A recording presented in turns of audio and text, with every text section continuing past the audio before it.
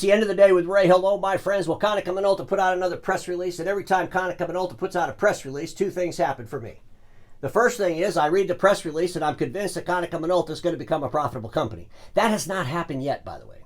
Or I read the press release, and I'm convinced how crazy and insane Konica Minolta really is. And that's kind of what happened when I read their latest press release. I'm sure you've all seen it. Konica Minolta introduces Paper Solutions business unit to expand global offerings. Apparently, Konica Minolta went out to the divestiture trash can and pulled the paper out. No, we don't want to throw the paper out. No, we don't want to do that. Pull the paper out of the divestiture trash can. I'm trying to think how they even come up with this stuff, and here's kind of what I'm thinking.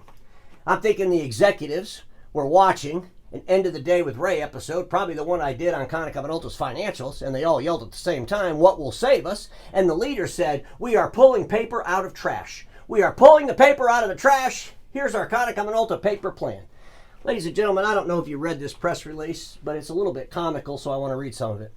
"This carve-out creates new momentum for our business, unlocking a new growth channel, opening a fresh revenue stream, strengthening our customer reach, and reaffirming our commitment to being the easiest company to do business with." I mean, this is going to reaffirm to all end users around the world how easy they are to do business with because they have paper. Seriously. I'm thinking that the Konica Minolta team was out at an enterprise account, and they're talking about IT services and cybersecurity services and digital transformation services. And the customer says, "Hang on a second. It'd be a hell of a lot easier to do business with you, Konica, if you had some kind of global paper solutions." And then Konica Minolta said, "Okay." Folks, it's nuts. Konica Minolta Paper Solutions will offer a wide array of paper products, from standard office stock and commercial grades to specialty substrates.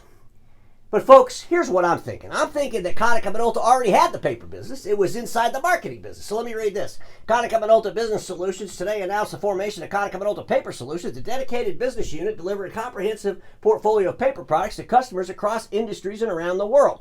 The launch follows a strategic decision by parent company Konica Minolta Inc. to divest its shares in Konica Minolta Marketing Services Holding Limited. As part of the transition, the paper division was excluded from the sale and is now fully integrated with Konica Minolta's North America operations. I mean, what? So what's going to change with the paper business? You know, now that the Americans are in charge, it's going to get better. I mean, what? I'm thinking they're already coming up with plans. You know, hey, if you buy our IT services solution, we're going to include the paper for free. Ladies and gentlemen, it's just crazy stuff. You know, I do want to address a couple of things as I'm reading the press release. You know, Konica Minolta has that about us. There's a couple things I want to point out on that. It says KM started 150 years ago. I think the question to drive thought over there at Konica Minolta is this: when did KM start losing money? And if the executives at KM would just focus on that, you know, when did we really start going to hell financially? And then figure out what caused all that. Maybe they could prevent it in the future instead of these crazy press releases. 25 years in production print. My question would be, when will production print be profitable above 1%? We just saw their first quarter numbers. You know, they got production print in the professional print category, along with industrial print, along with the marketing stuff, right, that they divested of. Had a 1% operating profit. And then this question is kind of for everybody in the industry, but especially for Konica. Does Konica Minolta actually believe paid for awards are merit-based? Here's what I'm thinking. I'm thinking that Konica has already reached out to Keypoint Intelligence. And this is what they said. They said, hey, you know, we just put out this press release about our paper solution, and the End of the Day with Ray is going to have a field day with that, and he's going to do an episode on it, and we need you to give us an award to distract people from that episode. So I'm thinking what's coming really soon, ladies and gentlemen, is the BLI award, and Konica's going to get Paper Summer Pick. Konica Minolta Paper Summer Pick coming soon. You could almost bet on this, right? Holy smokes.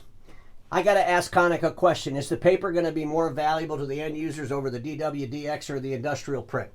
You know, these are pretty big diversifications for you. The industrial print business, you've been in it for a while, but at the end of the day, you're like a microcosm of it. You know, you did 67 million your first quarter. You know, a really, really small business for Konica Minolta. Is the paper going to really help you grow that? Just asking the question, right?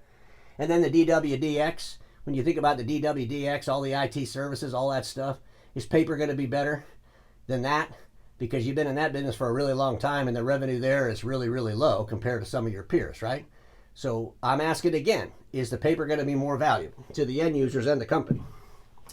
Ladies and gentlemen, we've seen their financial mess, right? It's been a disaster over there at Konica Minolta.